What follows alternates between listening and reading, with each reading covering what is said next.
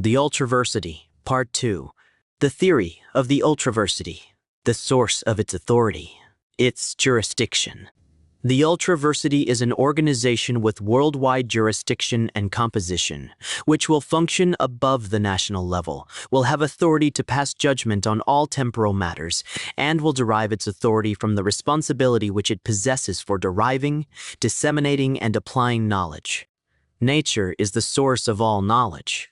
The ultimate source of the authority of the Ultraversity is nature, and it is therefore without dependence upon any state, political power, or other human institution for its authority, its rights, and responsibilities. Our civilization is builded upon knowledge and is maintained by those who possess, disseminate, and apply this knowledge. The institutions of learning have produced, gathered, and disseminated this knowledge. Civilization cannot function on any plane without utilization of this knowledge. The Ultraversity is the legatee of all past learning, the present representative of all who have added to our store of knowledge, and is the proper administrator of all knowledge and its utilization in any form.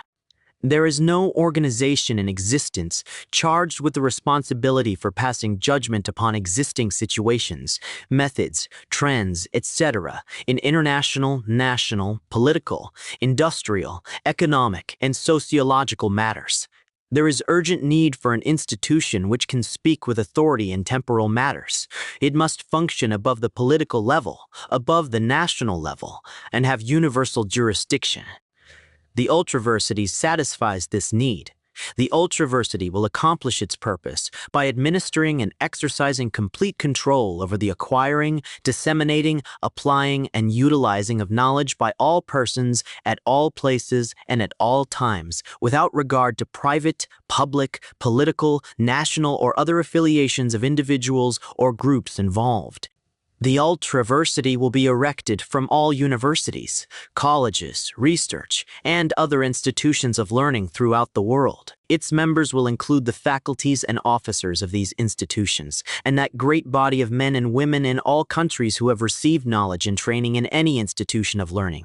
The duty of the Ultraversity will be to direct the course of human progress in all branches of activity, without limitations imposed by geographical considerations or political institutions in any country. The purpose of the Ultraversity will be to achieve for all people a higher order of life, and to provide greater economic and political stability and community and individual happiness than has thus far been attained. An adequate administration of the mechanism of civilization must contain within itself the facilities of all pertinent and applicable knowledge and experience, and must incorporate the benefits of these into its decisions. No organization other than the Ultraversity has these facilities available, and no individual, group, or nation can command them. Every element of our modern civilization has come out of our institutions of learning, directly or indirectly. Every step of progress we will make will come out of knowledge they have created or disseminated. Our civilization is threatened because these supporting elements of civilization are not being administered in the spirit of the men who created them. The Ultraversity is the only institution competent to administer the fruits of scholarship in the altruistic spirit of universal welfare in which they are produced and disseminated. The Ultraversity will exert in the affairs of the human race that authority which the mind and the brain exert over the human body. The mind and its brain receive from no municipality, no state, and no potentate the powers, rights, and liberties which it utilizes in the discharge of its responsibilities to the body. And likewise, the Ultraversity receives from no nation, no potentate, the powers and liberties which it requires to discharge its responsibilities to protect, maintain, and advance our civilization. Just as the mind and its brain utilize and direct the sinews and organs of the body to fulfill their joint life functions, so must the Ultraversity direct and utilize the sinews, the organizations and institutions of the human race, that it may progress toward the higher spiritual and physical life which is inherent in its nature and in its attainable goals. The Ultraversity is entitled to, and holds control of all knowledge, and of the utilization of all devices, instruments, systems, etc., which incorporate the benefits of any knowledge produced or disseminated by any institution of learning. It can and will direct the manner in which they will be applied and used.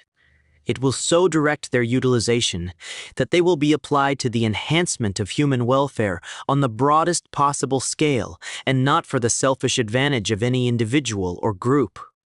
The Ultraversity will recognize and utilize, as far as possible, existing organizations of all magnitude, corporations, commonwealths, or nations, and will seek to preserve their identity and integrity and extend their usefulness in achieving advancement of the general welfare status.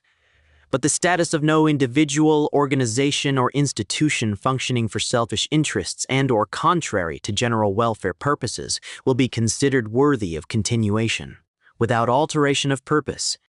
All members of the Ultraversity, those who have gained knowledge from any institution of learning through any source or method, bear a responsibility to give complete cooperation to the Ultraversity in carrying out research on problems and in disseminating and applying its solutions of these problems. The primary loyalty of all members will be to the Ultraversity.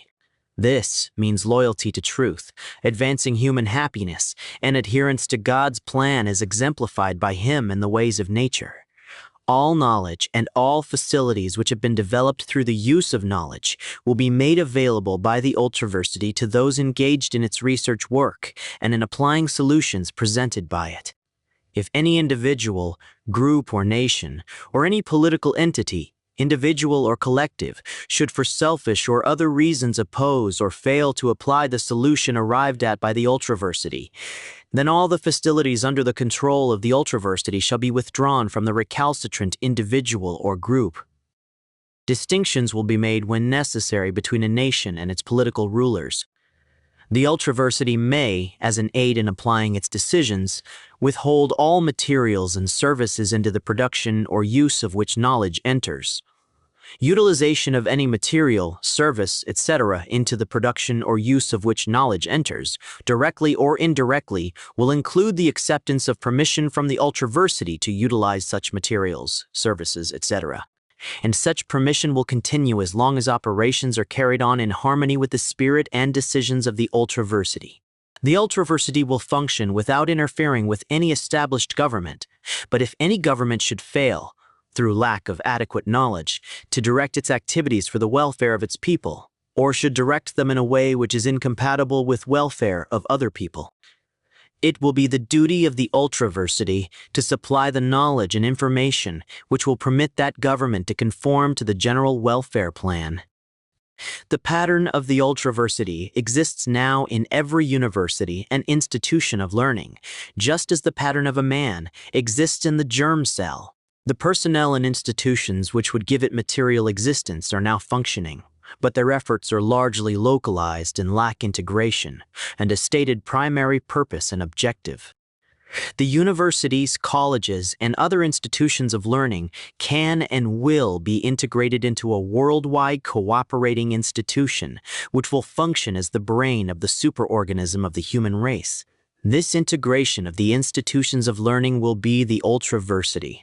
In their integrated form, they will possess new powers and responsibilities not to be found in their totality in their non-integrated form. Although the pattern of the Ultraversity exists in latent form in each institution of learning and is therefore common to all of them, a mechanism must be provided in order to permit the Ultraversity to exist as a material entity and to carry on its functions. It must be provided with a personnel, a habitation, and necessary auxiliaries through which its contact with member institutions and individual members throughout the world will be maintained. The organization structure of the Ultraversity is a matter for determination by those best qualified to form judgment on the subject. It will probably require a Senate, a faculty, and a secretariat. The Senate would be the administrative and legislative department. The faculty would carry on or direct research work or the assembling of available knowledge. The secretariat would handle the routine of organization detail. The faculties of all institutions of learning would comprise the infra-faculty of the Ultraversity, and a similar relationship would exist between the Senate and similar organizations in the universities. There now exists ample knowledge and data to permit the reaching of solutions for all of the principal problems which are causing domestic and international tension, so the task of the Ultraversity would be one of application of present knowledge which could be assembled through the cooperation of members of the faculties of existing institutions. The Ultraversity will devote its major efforts to problems which contain factors common to many or all nations or individuals. The obvious means for accomplishing its purpose is the application of the spirit of the scientific method to problems involving human relations, between individuals, between communities, and between nations. It will formulate basic principles for the guidance of statesmen, legislators, administrators, executives, and individuals, and will derive these principles from nature and not from political precedents.